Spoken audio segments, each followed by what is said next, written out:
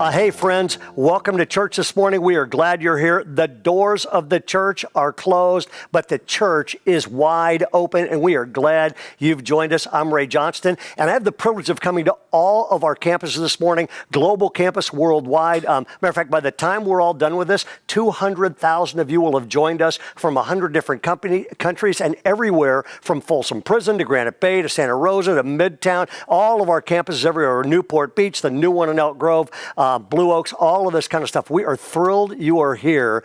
And I just want to warn you, okay? This is going to be raw. It's real. I'm in Southern California. I have got my notes. I have got my Bible, and I am ready to roll. If I make any mistakes, I'm leaving them all in, just like they did with the disciples in the New Testament. And so here's what I want to say is we are launching a brand new series on the book of James, and I'm kind of jumping out of my skin to get at this. And I want to start by telling you a story. I was a history major. I love historical kind of stuff. And the U.S. in 1812, our country was at war.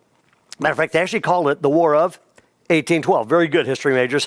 Our young nation was totally outmanned, outgunned. Basically, it was Britain, the most powerful nation in the world, pretty much going to war against a bunch of farmers with sticks. It was that outmatched.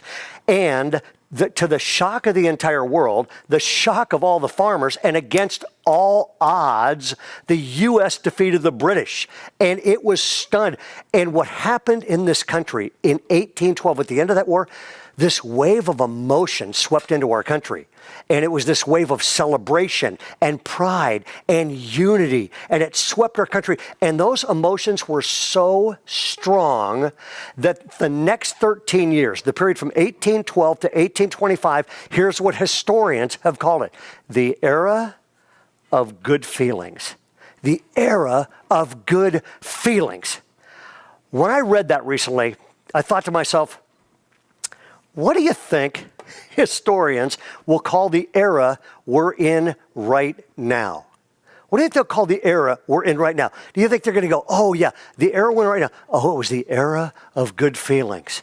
It was the era of kindness. It was the era of unity and understanding and prosperity. It was that kind of era. You know what? I don't think so, and neither do you. Okay? You know what some experts think our era might actually be known for? And here it is: the era of hopelessness. Right now, we are in the middle of a health crisis, a financial crisis that's impending, a mental health crisis, an unemployment crisis, and frankly, to be really honest with you, a political crisis, because we elect politicians to fix things, not fight. And it seems like by the fact, you're a politician watching this, on behalf of everybody in America and 200,000 people, we would beg you, stop fighting and start fixing the country. That's why we put you all in office. And I'm afraid what's going on is this. Like a friend of mine said this week, he said, every time I turn on the news, it's bad news.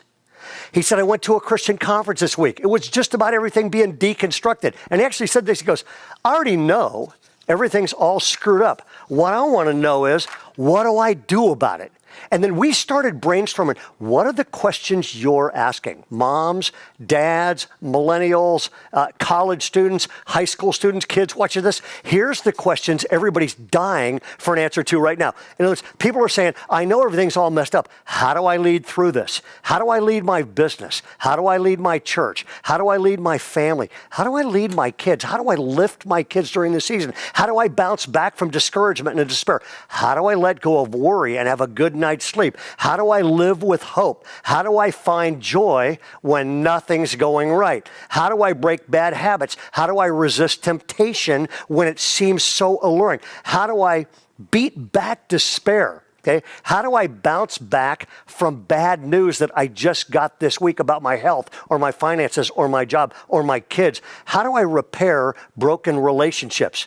Okay? In other words, how do I bounce back from this pit I feel in? Because, and a lot of you are sitting there going, if only there were a book in the Bible that were honest enough to talk about all this kind of stuff, I'd read it, I'd memorize it, and I would never let it go.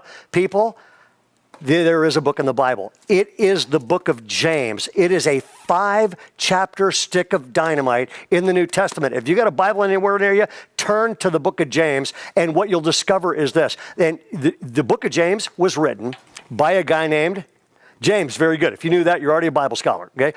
And it was written, he was the half-brother of Jesus, knew Jesus very well. He was actually a reluctant believer and was one of the great leaders of the early church. But here's the deal. When James wrote the book of James, at that point, there was nothing else. In other words, if early church, if you said, you turn in your New Testament, if James hadn't written that, you'd say, get up, turn in your, well, nothing's been written yet, come back next week. James is working on it, okay? Matter of fact, if this were 2,000 years ago and we got up and said, turn in your Bible, okay, the only book you could turn to was the book of James, because at one point in Christian history, it was the only thing written. And I think what happened is this. James, when he was writing the book of James, James had no idea anybody would write anything else. So James sits down and decides to write a 5-chapter, 108-verse book. And he decides to put every single thing you would ever need to know about how to walk effectively with God, how to rebuild relationships. He decided to put every single thing you needed to know to have a thriving life in whatever circumstances in there. And if you don't think I love this book, check this out. I'm going to come over here and show this. My book of James is so reread, marked up. Here's what it looks like, okay? My entire book of James looks like that. Now, if you think every book in my Bible looks like that, no, go to Hebrews 13. Kind of a blank. I got to work on that. Now, James is this amazing book. And we are going to do a deep dive in our weekends on James. And the series is titled this, James, How to Come Back from Anything, because you'll discover he is writing to people who are dispersed just like we've all been dispersed back to our homes. Now, when you think about teaching James, we decided starting Tuesday night to up the amount of encouragement and inspiration and spiritual content you're going to get. So what's going to happen is this.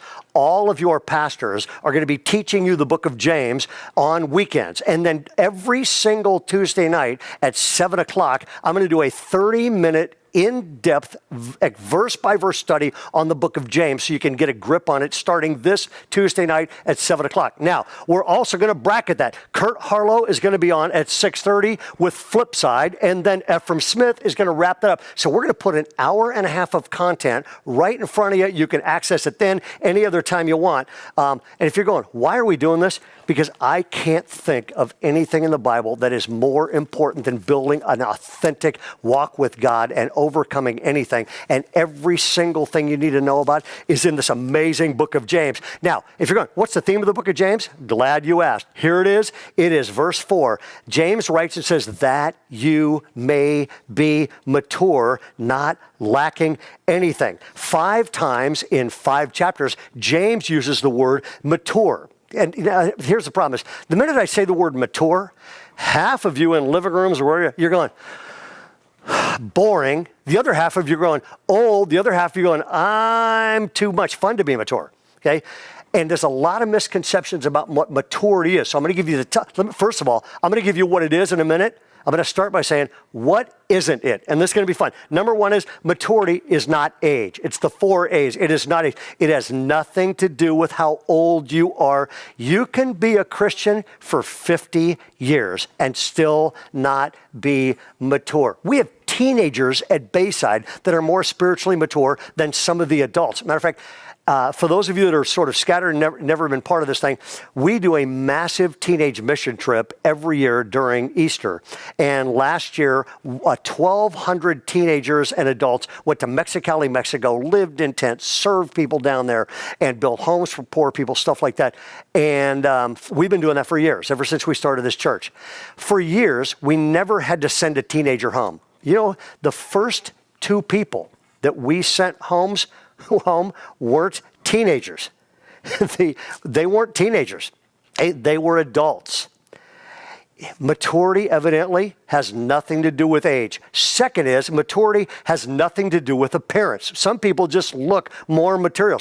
They got beards, or they got bifocals, or they're balding if they're really good looking. Okay, and some people, somehow, you see some people and you're going, whoa, that guy just doesn't look spiritually mature. His hair's wild or whatever. A friend of mine was speaking in a college dorm chapel, and this women's dorm on a secular university campus invited this guy in, and they asked him to speak on sex and abstaining from sex before marriage on a college campus. He walks in, and he's nervous anyway, and the whole dorm thing is packed, and it's about a 35-minute message, and this guy gets in there, and I mean, there are people, and he said, I was worried about getting beat up or killed afterwards because right in the back were 4 of the scariest looking guys I've ever seen in my life. He said they were all tatted up. They were wild looking, he said, and they were big. They had muscles on their muscles, and he could tell. He said, I just knew what was going on. I am telling all of their girlfriends not to have sex with them because the Bible says not to, and I know they are not going to be thrilled about this, and the minute I'm done,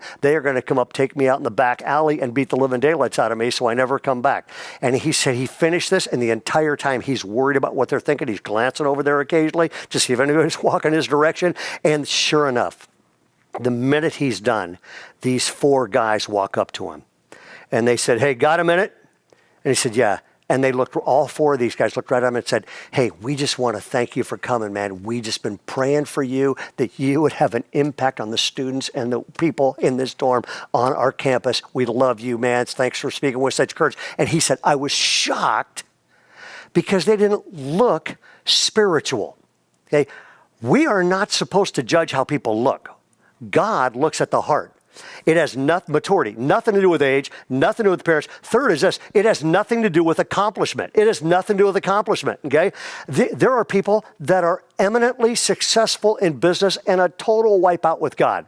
There are pastors that are famous that are distant and disconnected from God and not living with integrity. It has nothing to do with accomplishment. And the fourth one is this, it's not age, it's not appearance, it's not accomplishment, and it's not academics. It is not academics. I was a professor. Okay, I've been a professor at 2 universities and 2 graduate schools. And I have to say, some of the least mature people that I've ever met were professors. I was in my office one day, and about 15 professors having a meeting right across the hall, and they are screaming at each other so loudly and screaming at the president of the university so loudly and swearing and yelling. It was crazy. I finally went out because there are students in the hall, college students, 19-year-old kids in the hall. I finally closed all their doors and told them, could you just keep this thing down? Okay? Maturity evidently has nothing to do with the degrees or education level that you have. You could have so many degrees piled up, they nickname you Dr. Fahrenheit and still not be mature. Now, so if it's not age, and it's not appearance, and it's not accomplishments, and it's not academics, what in the world is it? In the eyes of God, what does it mean when somebody has maturity? You know what it means? Here it is.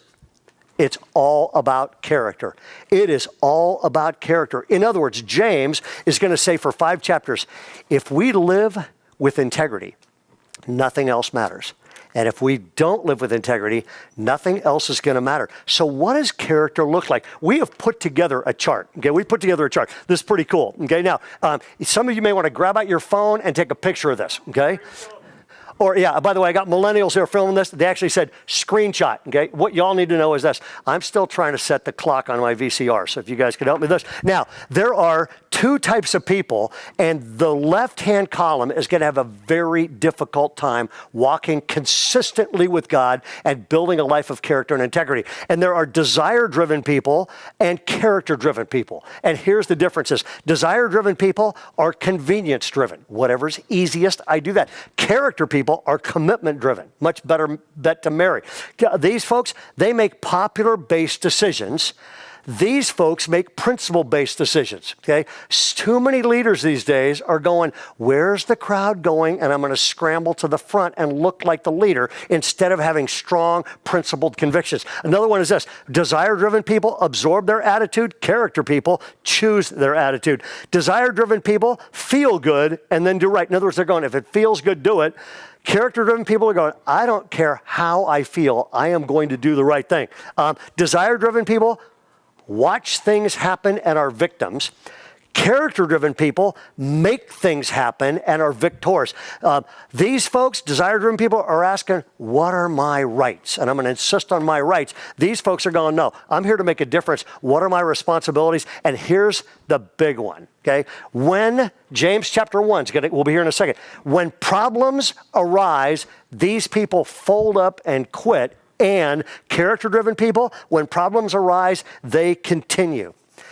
And I want to tell you a story because evidently some things in life matter more than other things. Okay, we have a really cool staff meeting during this season. We are all on Zoom, and our Zoom calls we have about 350 people on our staff. You can see everybody in there. It looks like Hollywood squares for 15 or 18 sheets behind. And it's really fun to go back and see everybody in their homes, their living situations, and stuff like that. And I lead the staff meeting. It's an hour long. It's Wednesdays. And about 2 weeks ago, I went into our staff meeting, and our senior staff gathers early, about 15 minutes early, and we get everything all organized, and then everybody comes flooding in. So I can't get into the pre-meeting, which is not good because I'm leading the pre-meeting. So I text some of our staff, and I call John Valinsky on our staff, and I said, hey, I can't get in. And John lies to me in Jesus' name and says, hey, something's wrong with Zoom and we can't get a pre-meeting, so just come on at 10 o'clock with everybody else. Okay, so we're all going to start it together. And so I'm sitting, and my wife and I go to this together. So she's sitting next to me. We're at our kitchen countertop. And finally, we go in at 10 o'clock, and that's when I discovered they hadn't told me the truth. They'd kept me out of it on purpose.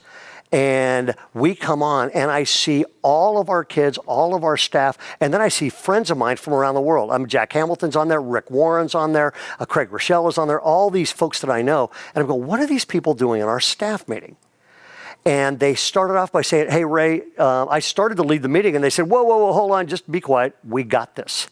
And they took over the staff meeting. And they said, 2 weeks ago, Bayside had its 25th anniversary. And they pretty much said, you thanked everybody else, but nobody did that for you and Carol. So we have decided to put together a staff meeting, and we just wanted to spend some time and say thank you. And Carol and I sat there, and I hope this happens to you all sometime. I have never been in any setting like this. We sat there, I get choked up even talking about it right now. We sat there for 2 hours as person after person after person said really great stuff about Carol and occasionally me. And they went on and on and on. All 4 of our kids shared. And you guys, I was a wreck. I mean, I'm crying through about half of this thing. Same thing with Carol. People on our staff are crying. Rick Warren was absolutely amazing. Rick came on and sang happy birthday to you. We should play that. Rick came on and said sang happy birthday or happy anniversary, like Marilyn Monroe sang happy birthday to the president. I mean, Rick is awesome and has a great sense of humor. Nobody knows that about that. He's an amazing guy. And and at the end of this thing, I mean, I'm a wreck, and we just were flooded by the fact that our staff is so gracious. And I will never forget that I'll never forget that as long as I live. And then after it was over, Carol and I got to talk about that for a long time, because when our kids shared, I mean, we've been praying our entire life. We've been praying for our kids. God, help them. Help our kids to love you, God. Help our kids to walk with you, and then help our kids to love the church, and then help our kids to like us. Okay, that's been our lifelong prayer. That came through on this call. It was really cool. But it was interesting. Afterwards, we started asking, what did they say that they appreciated? And this was shocking. You know what was interesting is? Not one person mentioned the word sermon, which might say something about my teaching. Nobody said anything about a sermon. Nobody said anything about church growth. Nobody said anything about building a building. Nobody used the word podcast. Nobody used the word conference speaker. As a matter of fact, author never came up. Nobody said a word about any of that stuff, which is what we all give our lives to trying to make happen. It was all God and relationship and our family and how we treat each other. It was all that stuff. And I walked out of there, and folks, if you can learn this early, I'm an old guy. Everybody looking at you, you're younger than me, okay? If you can learn this early, okay? If I can pass you for a second, some things are more important than other things. Some things matter more than other things. And if you want to get down the road of life and look back with joy instead of regret, you'll let James help you and I figure out what matters most. And then when we give ourselves to those things, there are churches in America, there are people in America that were incredibly successful, but they didn't get the heart stuff that matters most right, and they're just a shell of a person at the end of that kind of stuff, or they're living in disgrace. And what I'm going to do for the rest of this message, and then we're going to have a ball. We're going to have weeks to unpack these things to you. James says, if you want to walk with God, if you want to walk with God effectively, there are 5 things that matter more than any other things. Make sure you get these down. Grab your phone. Nope. Take a screenshot of all these. Here we go. Number 1 is this. Number 1, James chapter 1. And by the way, each chapter has a theme, and each chapter's theme is major if you want to walk with God in an authentic way. Number 1 is this. Authentic Christians, here it is. They stay faithful when they're tested. Authentic Christians stay faithful when they're tested. One of the things I love about James goes, I'm writing the only book people will ever have on how to walk with God. How does he start? He goes, all right, we're going to start with tough times are coming. Don't you love how honest James is? And here's the outline to James chapter 1. Y'all still with me? Okay, here we go. James says this. The first 12 verses are trials from the outside. James says, count it all joy when you face trials. In other words, how do you respond? The question is really asking this. How can I stay positive when I'm pressured? That is a mark of maturity and a really important thing. Tuesday night, I'm going to answer that question, and we're tackling that next week as well. Now, now that's the first 12 verses. Then he flips and says, when tested, then he flips at verse 13 and goes, now, when tempted.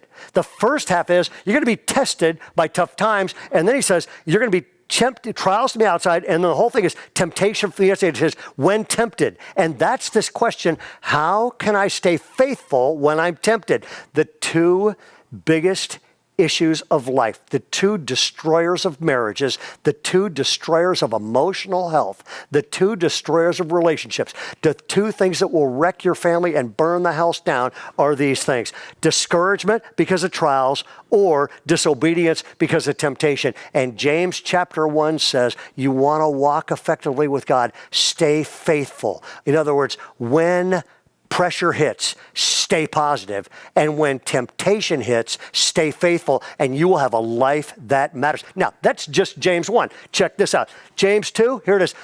Authentic Christians are compassionate to people. Do you know any Christians that, they read the Bible and they use it to beat people up every day? Do you know any Christians that they're Christians, but they're racist?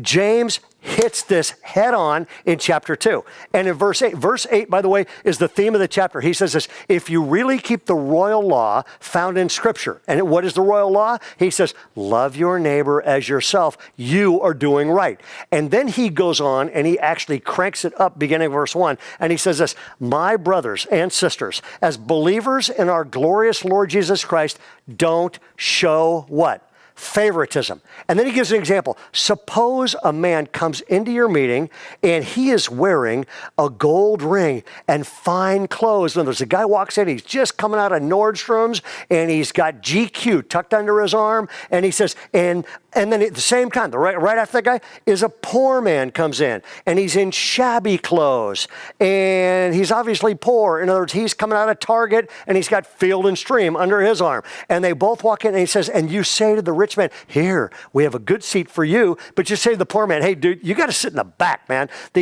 And he says, and here's the word, right in the Bible, right in the book of James, 2,000 years, Christians have had access to this word. He says, have you not what? Discriminated He says, have you not discriminated among yourselves?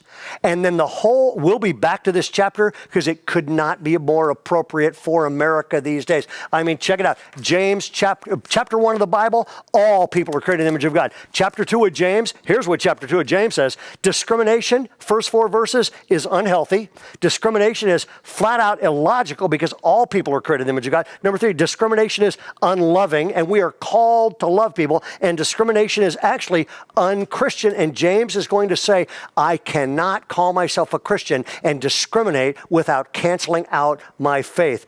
Maybe the best way to say this is this. It's interesting to me. When James picks up a pen and paints a portrait of what an authentic Christian looks like, he paints a portrait of a person that treats everybody equally and lifts everybody equally. This is going to be kind of a cool thing. Our staff meeting, we actually taped the staff meeting, and this week during the staff meeting, Bob Ballion shared what had happened in Midtown. And it's a great example of you all of you at Bayside being generous and giving, and what's happened with that money, and is a perfect illustration of James chapter 2. Listen to what Bob had to say. Let me tell you how you know you're doing a good job serving the homeless. It's when the agencies that are supposed to be serving the homeless want to give you money. So 2 things. Number 1 is the Office of Emergency Services is in the process of buying Bayside another shower trailer because they love what we're doing. So we're going to have a second 3-stall shower trailer. That's number 1. The second thing is I brought the state treasurer over to see what we were doing at St. John's. Her name is Fiona Ma. Fiona told the gang there to make an ask for things you need. So we just made a $250,000 ask. I'm not saying that's going to go through, but I do know they love what we're doing. So great job to everyone. Thank you for all the campuses pitching in. What I want you to know is this. Here's the shower truck that is there now. And if you're going, how much has that been used? So far, 10,000 people had warm showers, which helps wash away germs and keep them safe. Not only that, on the same grounds, over 20,000 people have been fed meals. And this is not easy to pull off because here's an example of the kind of things that the workers have to do to protect themselves during this thing. And I just wanted to say thank you, Bob. Your compassion to people is authentic Christianity, and James would be proud. Now, there's a 3rd chapter in the book of James. If this gets too convicting, tune out. But James chapter 3, here's the maturity mark. Mature people, oh, this is painful. Mature people master their mouth. The first thing that happens when you go to a doctor, what does the doctor say? Stick out your tongue. Okay? And the doctor uses your tongue to check your health. God does that spiritually too. Check this out. James 1, verse 20, James, verse 20. If anyone considers himself religious and does not keep a tight rein on his tongue, he deceives himself. And look at this. His religion is worthless. And then we'll be back to this chapter in a couple weeks. But he gives 6 examples that demonstrate the incredible power of what we say. I want to give you just one of them. Check this out, okay? A small spark can destroy a great forest. Consider what a great forest is set on fire by a small spark. What James is going to say is this. A careless camper can destroy an entire forest. That happened in 1983 in Australia. One fire destroyed 600 square miles of land, literally wiping out villages, killing people, killing livestock. One lady put it this way: all hell has broken loose, and the whole thing was started by a single match. There are way too many Christians who are verbal arsonists. And James would say, if your words are tearing people down instead of building people up, your religion is actually worthless. Now, so that means, what does it mean to have a faith that is actually worth something? I'm going to take you into our staff meeting again. This is kind of fun. It's kind of fun to have you all be part of our staff meeting. This also happened this week in our staff meeting. We start our staff meeting every week where we go, hey, anybody got any God stories? What are we celebrating? What is God doing? Okay, and the reason for that, we're going to say it over and over and over again. The doors are closed, but the church is open, and God is still working, in some ways even better than he was before. And we have our staff. Our staff has made somewhere around 40,000 phone calls and written over 40,000 letters to people. And during the sharing, okay, Craig Olson from our Folsom campus and Lisa Thompson from the Granite Bay campus shared something, and it was so good. I wanted to bring you into our staff meeting again and listen to what they say. And one of them is Mexico versus Coachella. Check it out. The celebration coming up in a couple of weeks, and we were collecting signs from different seniors. And one of our seniors is actually the student body president at Vista del Lago. She's newer to faith, and she came because some of her friends are a part of our ministry. So she's been around for a couple of months. So I picked up her sign, took it to Granite Bay. We did some shoots with it yesterday, and I took it back to her house, and her mom is sitting out on her front porch with a friend of hers, social distancing, and they're hanging out. And I introduced myself, and she goes, "Hey, I have a question for you. Were you the person that basically convinced my daughter that it would be better for her to go to Mexico to build houses for people in Mexico and not go to Coachella because I bought her tickets to Coachella for her graduation? Are you the person to blame for that?" And I said, well, maybe her friends, but yeah, I talked to her a little bit about that. And she looked at me and she said, if that is the kind of place that can convince young people to go to Mexico to build houses instead of going to Coachella, that's the kind of church that I want to start going to. And so she's going to be online for the first time this weekend. Her friend, who is also not a churchgoer, they both wanted to do it. And so Jordana and the team, get ready. You've got your first signups for Mexico 2021. So there you go. I actually want to shout out Wendy Stoutenberg from our women's team, but also shout out all of you, Bayside family, for just the ways that we are being high tech and high touch in this season. Wendy had a call with a woman and found this post on a Facebook wall. And I think it's just representing the impact that we will never know that we're having through all these personal calls that we're making and the ways that we're caring for people. But she says this is amazing. "Put down my church all you want for being too big. They have sustained me through a cancer and unplanned pregnancy. And today, a woman named Wendy called me and asked me how she could pray for me. I will someday meet Wendy face to face, either on earth or in heaven. She has a heart for Jesus, and I want to be more like her. Most impactful 4-minute conversation I've had in years. Thank you." So big shout out to Wendy, but really all of you, the ways that God is using this season. We have no idea the ripple effects that we are having and changing the ways that people perceive the church during this time, especially through social media. It's fun to see these shout outs and representing Jesus, but representing the church really well. So way to go. Bayside Global, you all are amazing. Hey, I want to thank Craig and Lisa. I also want to say this. While that was playing, some of my family walked in. Check it out. This is my wife, Carol, everybody. And these are our daughters. This is Leslie and this is Christy. And who's this? Max. That's our dog, Max, who actually runs the family. All right, okay, back to the Bible. Here we go. Love you guys. The maturity mark in James. So to recap, here we go. James 1, stay faithful. James 2, compassion for people. James 3, mature Christians master their mouth. They're not verbal arsonists. They build up. They don't tear down. You just saw some examples of what that means to people. James chapter 4, here it is. They're mature people are peacemakers, not troublemakers. And this chapter is such a heavyweight chapter. I'm going to give you the outline and keep moving. But here's what he says. James is all about being a peacemaker, not a troublemaker. And let me ask you some questions. I wrote some down. Do you like to argue? Are you a contentious person? Do you get your feelings hurt every 30 seconds and you're offended by everybody and everywhere? Do you get defensive easily? Okay. Are you a peacemaker or are you a troublemaker? And there are way too many Christian troublemakers in every church. They show up at congregational meetings, okay? And James 4 was written to say that is not honoring to God or has nothing to do with authentic Christianity. And here's the outline. We'll be back to this. He says there are 3 things in all of us, me included, that need to get cured. We need to cure the causes of conflict. What causes conflict in your marriage, in your family, that kind of stuff. James actually says, here's what causes it, and then how do you cure a critical spirit? And how do you cure a cocky attitude? And so that's James chapter 4. I don't even have time to get into that chapter, but as you can tell from this outline, it is a heavyweight, life-changing chapter. And the entire thing ends up on a high note, kind of. James chapter 5, here it is.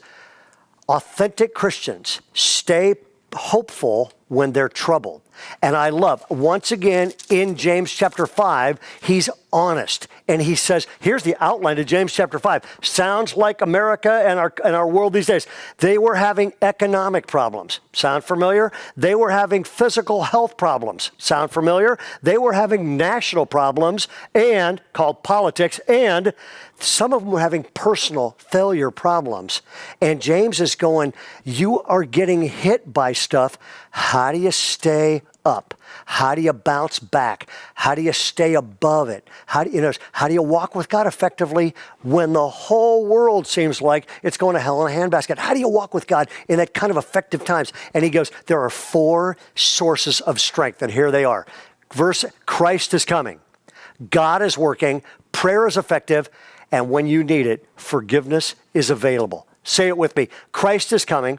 God is working, prayer is effective, and forgiveness is available. And just tune in here because this entire thing is leading to this moment. And this is going to be a little embarrassing to tell you, but I'm praying that this happens to all of you. If I can pastor you, I want to give you a phrase, and I promise you, if you're discouraged or you have been discouraged, there could be better days ahead if you will do this one thing. I'm an extrovert. I love people. I love going to church. I have been really bummed that the doors are closed. I'm an extrovert. I love people. So I've been discouraged about that. I've also been discouraged because we have 2 massive conferences. One of them right here where we are at Southwest Church down in Southern California, and the other conference is up at Bayside, and 6,000 plus people were registered for that. And there's nothing I love better than walking into that crowd of leaders and just hanging out and answering questions and just going out to dinners and stuff like that with these folks. And so when we had to cancel our Thrive conference, you have no idea how depressed I was. I was as discouraged as I get. I literally went, this is one of the highlights of my year. Some of you, graduation, you know what I'm talking about. And God taught me something brand new. Because I had always gone, I'm discouraged. How do I get less discouraged? Or how do I replace discouragement with hope? And what God said to me is this: I don't want you to go from discouragement to hope. I want you to go from discouragement to dreaming. God said, I am not shut out. I have all the power I've always had. I work best when it looks like I'm not working. And God said, and what God said to me is this: the faster you go from discouragement to dreaming, the better you will be, the better your family will be, the better the world will be. And God said, let go of discouragement and start dreaming. I'd say the same thing to you, in whatever setting you're in. If you are willing to let go of discouragement and start dreaming, and I'll give you a very practical example of exactly how this works. Our Thrive conference, I was so discouraged, and then I went, wait a second, what if God wants to do something new, bigger, better? So, because we couldn't meet, we went, here's what we've done. We basically went, why don't we launch what we dream is the largest online, completely free leadership conference that is a compassion-first conference designed to raise money for causes. And we basically went, could we take a Christian leadership conference and instead of having it in Sacramento, California and Palm Springs, California, could we have a Christian leadership conference that happens in America and Europe and around the world? And we just let go of discouragement and started dreaming. And then we went, and could we get people to speak for free? That was a dream. And then we went, and could we get people speak that would never in a million years speak at anything like this because they just don't fly to conferences like this? And could we get anybody we wanted? And could we raise money for causes and make a difference in the world? And I'm going to give you 2 quick reports. One is this. Check this out. This is the list of people already. And this is a partial list. Everybody we've asked pretty much has said yes. From Simon Sinek to Lecrae, Rick Warren was an instant yes, Christine Kane, Henry Cloud, Bianca Olaf, Carrie Newhoff, Patrick Lencioni, Rich Wilkerson Jr., Bob Goff, hi Bob, Nikki Gumbel, Need to Breathe is in, the Harrison Barnes from the NBA is in, Nona Jones, Levi Lesko, myself, Luis Palau is still alive and doing great. He's speaking. Michael Jr. is doing comedy. Sadie Robertson is in. Chris Hodge is in. Elevation Worship's in. Thrive Worship's in. Albert Tate, Chris. I don't have time to read all this kind of stuff. Willie and Corey Robertson, yes. Glenn Barrett is anchoring Europe, okay? And then we've got Chris Brown, Mark Clark. All of these folks have said yes, and we're not even near done announcing some of the folks we're talking to about being in on this kind of conference. And here's what I want to say. Every single one of those speakers, artists, and leaders has said yes and is doing it absolutely free. Nothing like this that I'm aware of has ever happened at a Christian leadership conference. It has never happened. And it's going to be like this worldwide event now. There are already, by the way, the first thing we had to do was, The first thing we had to do was create a conference. Once the conference was created, then we had to go, okay, now how do we get the word out about that? We're just starting that now. And there are over 100,000 people already registered for a conference that maxed out at 6,000 people. And the other thing is this, we started dreaming. What if we did a Live Aid kind of event where it was a compassion first conference? We put it on, we pay for everything, and we raise money and we take offerings during it for kids that are hurting because of what's going on in the world right now. And so we have an acrostic. It's a compassion first, fight sex trafficking. We are going to raise money to rescue girls, okay? We are going to, that's the F. The I is invest in at-risk kids. And there are kids that don't get an education. And we started thinking, our goal is to get this conference, to get invitations to somewhere near 5 million people and to have 250,000 people join us on this conference. I know it's a crazy God-sized dream. That's our dream. And what we hope will happen out of that is this. And folks, you are amazing. 3,000 of you 2 weeks ago came on a call. We told you about a massive need in Sacramento of 300 kids that were locked out of getting education because they were in a disadvantaged part of town. They didn't have Chromebooks, they didn't have Wi-Fi, and we took an offering and we said, what happens is this?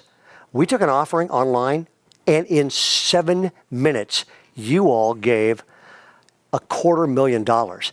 Every one of those kids has laptops. Every one of those kids has their Wi-Fi paid for the next year, and they're all back in school. That started us thinking, if 3,000 people can raise $250,000 to solve a massive problem in 7 minutes, what could happen with 250,000 people and 2 days taking multiple offerings? Here's what I'm saying. When you stop letting discouragement strangle the life out of you and you let God give you some dreams, people, here's what I want to say. Bayside, let's go change the world. Let's go change the world. It needs people that care. It needs people that walk with God. And here's what I want you to take 2 steps right now. Number 1 is this. Register. If you haven't registered, register immediately. Register you. Get everybody in your family to register, whoever's with you. It's thriveconference.org. You can either go there or you can just text Thrive Summit to 56316, and we'll leave this up here. You can see it just right now. Great. If you're driving, do it later. But register, and then there's a second spot on there where some of you, and I'll bet about half of you are going, this is the kind of stuff I care about. This is what our world needs right now. Our world needs exposure to people, calling them out of discouragement, calling them to get their eyes back on Jesus, calling them to dream with hope, and calling them to make a difference in major ways. If you're going, I want to be an inviter on this, just join our Thrive team. Click that thing, and we will get you everything you need to invite your friends, business, relatives to this incredible 2-day conference. And I want to wrap this up by saying this. If I can pastor you all for a second. I actually believe you, your marriage, your health, your finances, your family, every single thing can be different if you will let discouragement go and walk out of that prison and let God give you some God-sized dreams because of the power of God. He's still working. The other thing I want to do is this. I'm going to flip it back to the host in just a second. I want to give you a couple fast other examples of a couple people that just were like, this has been devastating. Why don't we dream? Okay. For example, this has been a very tough time for high school seniors. Graduations have been canceled or look like they've been canceled. Tyler Swaney and our whole youth staff decided, what if we started dreaming about doing something? And that is going to happen this week on Saturday. And you can text this if you got a high school graduate. We are doing a drive-through graduation right at our Adventure campus. Okay. And in our studio, they have been taping principals and they've been taping valedictorian addresses so they would have a professional copy of that these families could have to treasure. That's been a really cool thing. The other thing going on is this. The largest children's event that I'm aware of on the West Coast is a thing called Breakaway. And last year, there were 13,000 kids and adults at Breakaway. And when the doors got closed, we started dreaming. Our attendance was 18,000. The doors closed. Now it's about 200,000. We started thinking, wait a second. What if we do Breakaway in a box? We have some on-site drive-thrus, things like that. But Breakaway now is no longer limited to Northern California. What if we do Breakaway globally and a box could go anywhere and people from all around the nation or the world, their kids could come to Breakaway. And so I love the fact that when people are discouraged and they start dreaming, instead of being disillusioned, you end up with a brand new future for kids, for teenagers, for the world. God bless you all. Let's flip to our hosts. Thank you so much, Pastor Ray, for that incredible message on the book of James. And I just have to reiterate kind of the challenge that Brandon said earlier. Make sure that you're reading through the book of James with us. Go ahead and read chapter 1 if you haven't already, and then start ahead on James chapter 2 next week. This is one of the best books of the Bible you can read for this time that we're walking through right now. Absolutely. When we go to Next Steps every week, you guys often hear us say, text something to 56316. I mean, there is so many different options to text to 56316. We say around here that 56316 is a one-stop shop. Yes. So I'm going to tell you some of the ones that we talk about most often. You'll see them here on your screen, but you can text NEXT to 56316. Maybe you put your faith in Jesus today. Maybe you prayed that prayer with Pastor Ray at the end of that message. Maybe it's your first time. Maybe you're just looking to get connected generically. You can text NEXT to 56316. You can also text GIVE. We talked about this before the service. You give through Bayside to the causes in our community. You can text LOCAL if you want to get involved in serving locally in your community. Maybe you've realized in this season you are starving for community. I mean, I don't know about you, but I'm, as a capital E extrovert, like I'm talking to inanimate objects in my home at this point. It's okay, I'm there too. So if you want to be in a small group, you can text group to 56316. If you want to host one, host. If you want the update from our call a couple weeks ago, text update. And as always, know that we want to be praying with you and for you. You can always text prayer to 56316. Essentially what I just heard Brandon say is that's a lot of words, so try texting any word to 56316. You can text Brandon and Mackenzie. We got you covered. To 56316. Right, it'll be great, but that's all you have to know is that is our number for Bayside Church to support you wherever you might be. So we have 3 last things for you. First, don't forget, is our Thrive Summit coming up on June 15th and 16th. We have a world-class lineup. It is completely free and it comes right to you in your home. So remember to text Thrive Summit to 56316 to register. Absolutely, and do it today. Right now.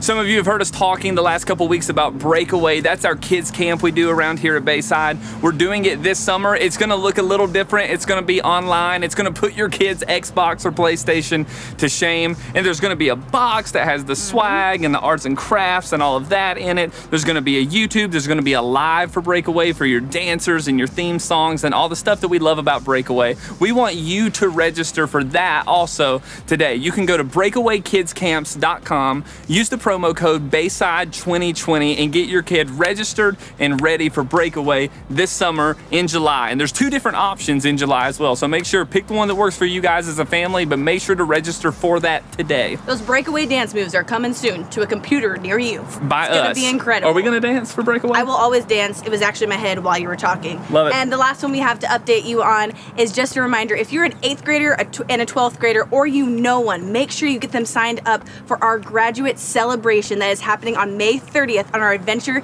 campus. Remember, we see you, we love you, and we cannot wait to celebrate you. Put on that cap and gown, get in your car, get ready to be shouted out, celebrated, That's and right. get a huge gift. So remember to text 2020 grad to 56316 to pre-register. Absolutely. Now, we've been seeing in the comments, last but not least, but we have been seeing in the comments, people are asking, why are we standing outside?